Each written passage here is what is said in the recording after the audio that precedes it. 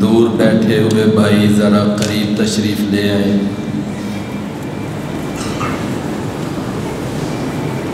دور بیٹھے ہوئے بھائی ذرا قریب تشریف لے آئیں۔ آج ہم انشاءاللہ 3 صورتوں کے بارے میں بات کریں گے۔ سورۃ الانبیاء،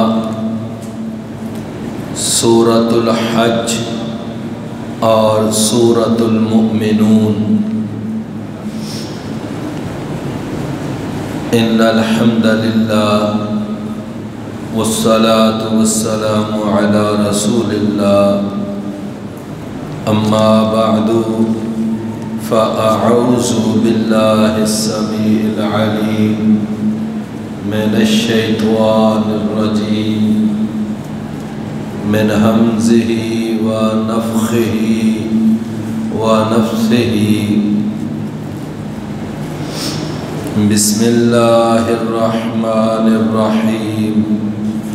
قد افلح المؤمنون الذین هم فی صلاتهم خاشعون۔ سب سے پہلے انشاءاللہ بات ہے سورۃ الانبیاء کے بارے میں۔ اس کو سورۃ الانبیاء اس لیے کہا جاتا ہے کہ اس میں مختلف انبیاء کے واقعات بیان ہوئے ہیں، ان کا تذکرہ ہوا ہے۔ مثلاً جناب ابراہیم علیہ السلام کا تذکرہ، جناب لوط علیہ السلام کا، جناب اسماعیل علیہ السلام، جناب اسحاق علیہ السلام، جناب داؤد علیہ السلام، سلیمان علیہ السلام، ایوب علیہ السلام، یونس علیہ السلام۔ ان انبیاء کے کچھ اس میں واقعات بیان ہوئے ہیں، تو اس لیے اس سورت کا نام ہے سورۃ الانبیاء۔ اللہ تعالیٰ نے اس سورت کے اندر بھی ایک ایسی آیت نازل فرمائی ہے، 25 نمبر آیت ہے۔ فرمایا کہ جتنے نبی رسول دنیا میں تشریف لائے، سارے نبیوں اور سارے رسولوں کا جو سب سے مرکزی دعوتی نقطہ تھا وہ نقطہ توحید تھا، یعنی عقیدہ توحید۔ تو یہ عقیدہ توحید ہی سمجھانے کے لیے اللہ تعالیٰ نے مختلف انبیاء کو دنیا کے اندر بھیجا، اور ہر نبی رسول نے آ کر سب سے پہلے توحید کی دعوت لوگوں کے سامنے پیش کی۔ 25 نمبر آیت ہے سورۃ الانبیاء کی۔ وَمَا أَرْسَلْنَا مِن قَبْلِكَ مِن رَّسُولٍ إِلَّا نُوحِي إِلَيْهِ لَا إِلَٰهَ إِلَّا أَنَا فَاعْبُدُونِ، کہ اے نبی ہم نے آپ سے پہلے جتنے بھی رسول دنیا میں بھیجے، سب نے آ کر یہی دعوت دی، یہی پیغام پہنچایا کہ اللہ کے سوا کوئی عبادت کے لائق نہیں، کوئی رکوع اور سجدے کے لائق نہیں، کوئی نذر و نیاز کے لائق نہیں۔ تو یہ ہر نبی رسول کی دعوت میں بنیادی نقطہ یہ تھا۔ سورۃ الانبیاء کے اندر اللہ تعالیٰ نے پھر ایک واقعہ بیان کیا جس کا تعلق ابراہیم علیہ السلام سے ہے۔ مشہور واقعہ ہے کہ جناب ابراہیم علیہ السلام کی جو قوم تھی وہ کسی سالانہ میلے پر اور عرس پر جایا کرتی تھی، تو انہوں نے جناب ابراہیم علیہ السلام کو بھی دعوت دی کہ آپ بھی ہمارے ساتھ چلیں، تو جناب ابراہیم علیہ السلام نے یہ فرمایا قال انی سقیم، کہ میں ٹھیک نہیں ہوں، میری طبیعت ناساز ہے، میں تمہارے ساتھ نہیں جا سکتا۔ جب وہ قوم والے وہ اپنے سالانہ میلے پر اور عرس پر چلے گئے، تو ابراہیم علیہ السلام نے جو پہلے سے ایک پروگرام بنایا ہوا تھا کہ میں نے ان کو توحید کے دلائل دے دے کر میں انتہا کر چکا ہوں، تو اب کسی بڑے ایکشن کی ضرورت ہے۔ یعنی یہ صرف اور صرف زبانی کلامی توحید کے دلائل سے توحید کا عقیدہ نہیں سمجھیں گے، انہیں کسی جھٹکے کی ضرورت ہے۔ تو لہٰذا ابراہیم علیہ السلام نے پروگرام بنایا کہ یہ جب جائیں گے نا اپنے سالانہ میلے پہ، تو میں پھر ان کے بت خانے میں جاؤں گا اور ان کے بتوں کے ساتھ میں کچھ معاملہ کروں گا۔ وہ چلے گئے، ابراہیم علیہ السلام ان کے بت خانے میں داخل ہوئے، جا کر ان بتوں کو پاش پاش کر دیا اور ان کی ٹانگیں توڑ دیں، بازو توڑ دیے، ناک توڑ دی، کان توڑ دیے، یعنی ان کی شکلیں بگاڑ دی۔ یہ سارا کچھ کرنے کے بعد ایک انہوں نے بڑا کام سمجھداری کا، اور وہ باقاعدہ پلاننگ کا حصہ تھا کہ جو ان کا سب سے بڑا بت تھا نا، یعنی اگر تھوڑی سی موجودہ اصطلاح لے لیں کہ جو اعلیٰ حضرت تھا، تو اعلیٰ حضرت کو انہوں نے کچھ نہ کہا، وہ اسی طرح وہ پڑا ہوا ہے۔ بلکہ وہ جو کلہاڑا تھا نا جس کے ساتھ ان بتوں کا حشر نشر کیا، وہ سارا توڑ پھوڑ کے نا ان کو تو کلہاڑا بھی بڑے بت کے پاس رکھ دیا۔ تو اب جب وہ قوم والے اپنے میلے سے واپس آئے تو آ کر کیا دیکھتے ہیں کہ ہمارے تو بتوں کی بڑی بری حالت ہوئی ہے، ان کا تو حشر نشر کر دیا کسی نے۔ تو آ کر کہنے لگے کہ من فعل ھذا بآلہتنا، وہ بڑا ہی کوئی بے ترس آدمی ہے، بے رحم آدمی ہے جس نے ہمارے بتوں کے ساتھ یہ سلوک کیا، تو وہ کون ہو سکتا ہے؟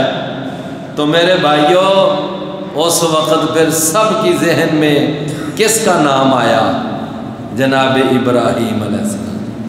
توحید والا جو ہوتا ہے نا، وہ کسی بھی معاشرے میں چھپ کر نہیں رہ سکتا، اس کا عقیدہ اس کو نمایاں کاری چھوڑتا ہے۔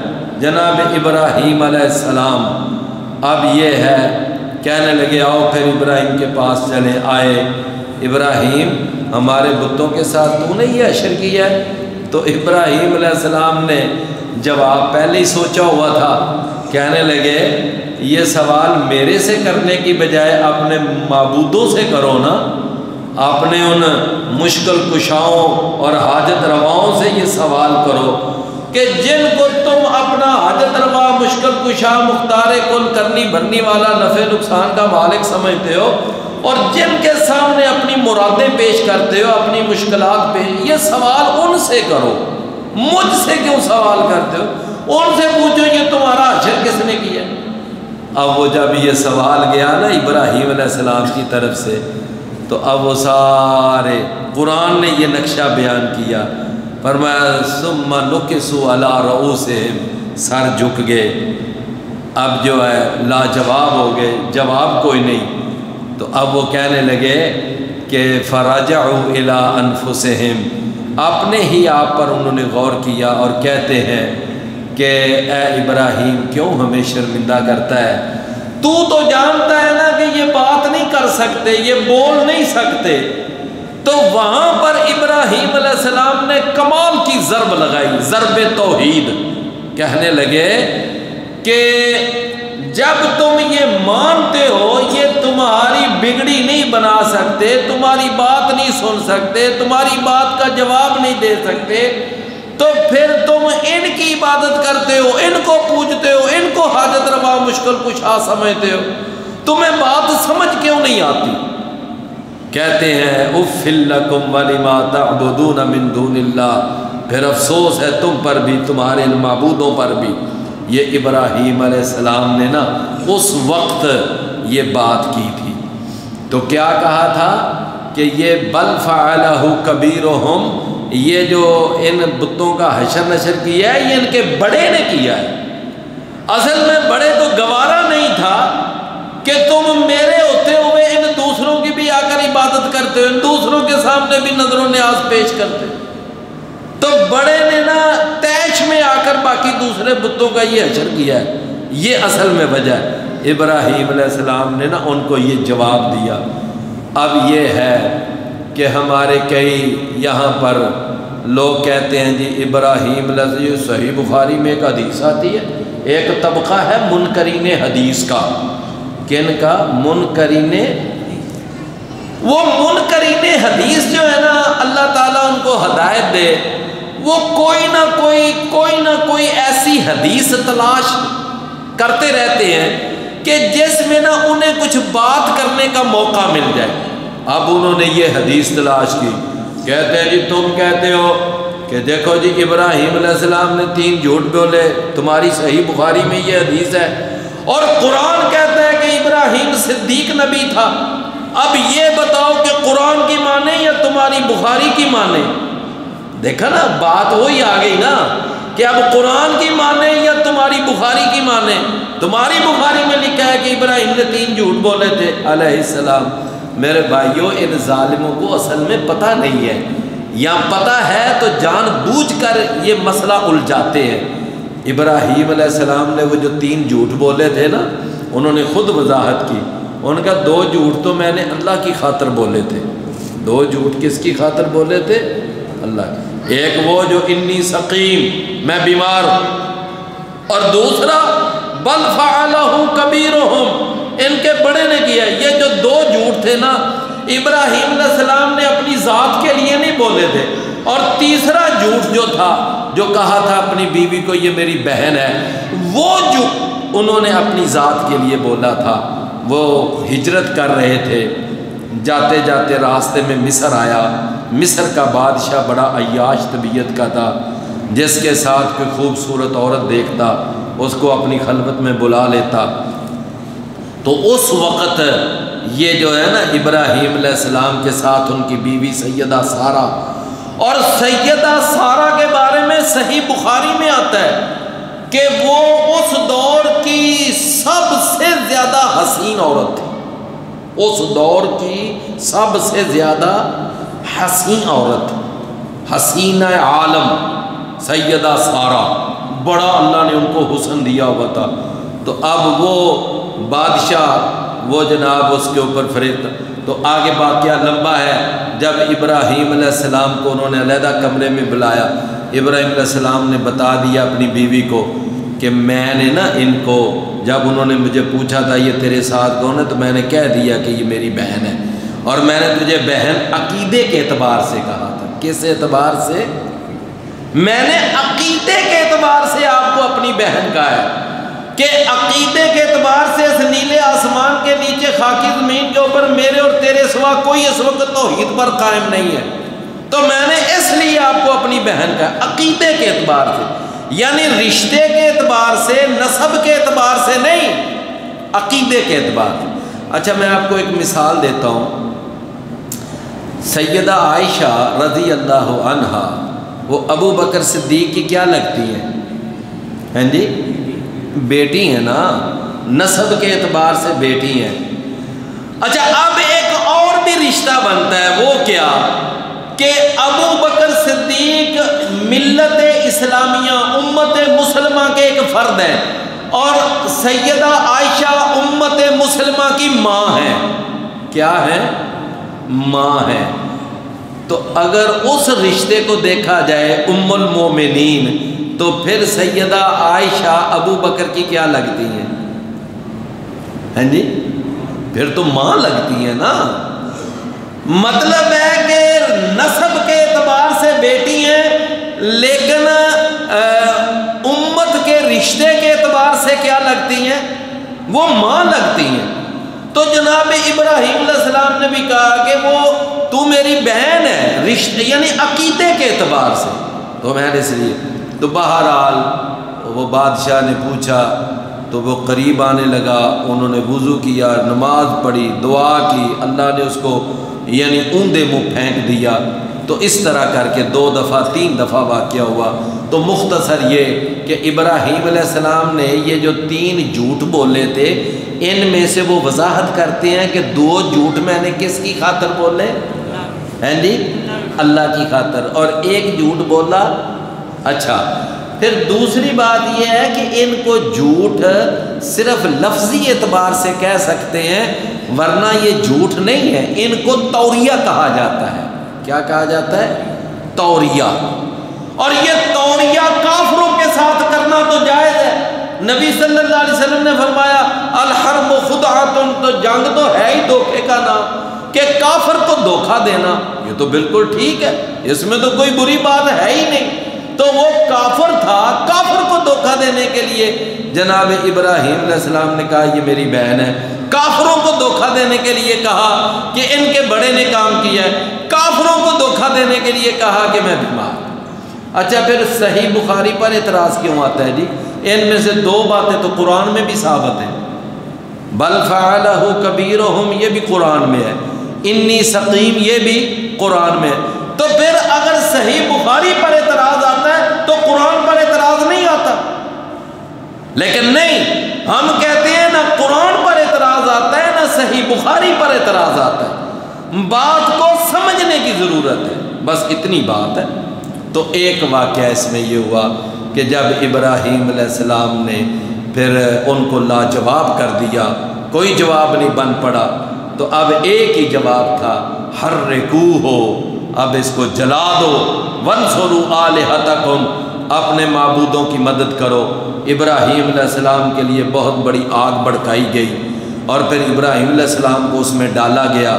جب ڈالا گیا، اللہ نے اس آگ کو گل و گلزار بنا دیا، حکم دے دیا کہ اے آگ تو نے ابراہیم پر ٹھنڈی ہو جانا ہے، تو نے ابراہیم کو جلانا نہیں۔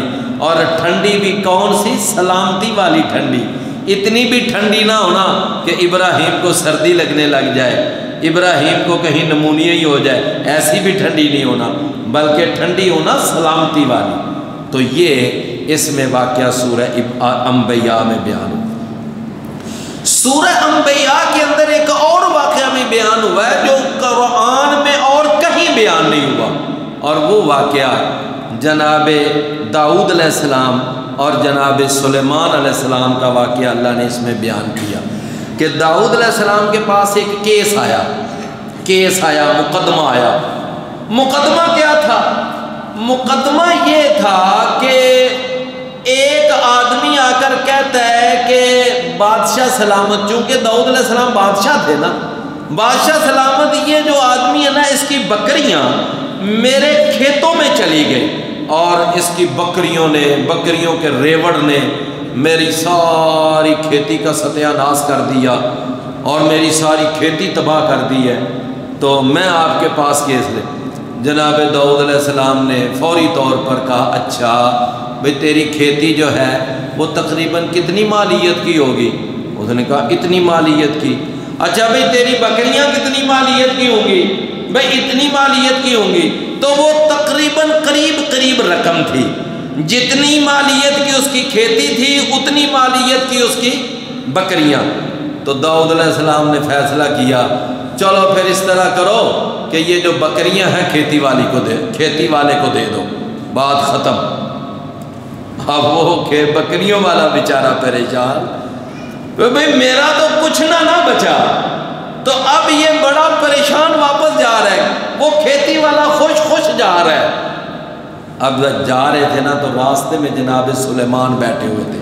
ہاں بھی کیا بات ہے، وہ کہتے ہیں نا چہرے بھی دماغ کے آئینے ہوتے ہیں، تو جناب سلیمان ان کی فیس ریڈنگ کی تو سمجھ گئے یہ بڑا پریشان ہے، یہ بڑا خوش ہے، تو کہنے لگے اچھا ابھی کیا بات ہے؟ یہ بات ہے، ساری بات سنی، تو اپنے ابا جی کے پاس چلے گئے، جا کر کہتے ہیں ابا جی اگر یہ فیصلہ اس طرح کر لیا جائے تو کیا خیال ہے آپ کا؟ میرا خیال ہے ذرا تھوڑی سی نظر ثانی کر لیں، نظر ثانی کر لیں، کوئی بات نہیں ہے۔ وہ کہنے لگے کس طرح؟